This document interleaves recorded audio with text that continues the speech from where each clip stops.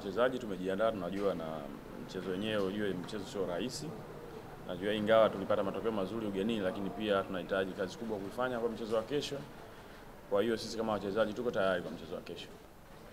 Unajua mpira bwana, mchezo ambao wa wazi. Kama unaangalia kipindi cha pili pia kuna namna pia wanao walikuwa wanakuja upande wetu. Kwa hiyo kama sisi team tunajua washikaji watakuja vizuri kwenye mechi ya kesho, na nadhani pia watakuwa hawana cha kupoteza.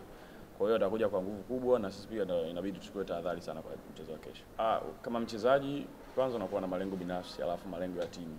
Alafu pia kocha pia anakuwa na mipango yake. Kwa hiyo kocha anapokuja anakuja na mipango yake. Maana yake akitupa mipango inabidi tutekeleze mipango yake. Kwa hiyo kwangu mimi kama ambavyo tulianza pre-season, kocha aliniambia kila anachokitaji kwenye timu.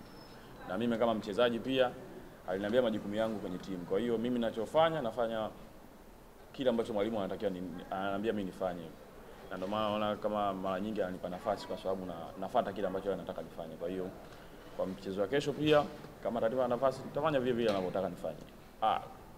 Sisi kama Yanga ujue mipango yetu inakuwa vile vile kama wachezaji, kama siku zote tunafanya kila mechi. Kwa hiyo morali iko juu, nadhani sisi kama wachezaji tuko tayari kwa mchezo wa kesho, na pia tunaomba wananchi, wana Yanga, wapenzi wetu, mashabiki wetu waje kwa wingi kesho, waje kutusupport, na najua pia watakuja kwa wingi. Kwa hiyo na pia itakuwa na nafasi kubwa sana kwao wakija ili waje kuishuhudia timu yao pia. Asante sana.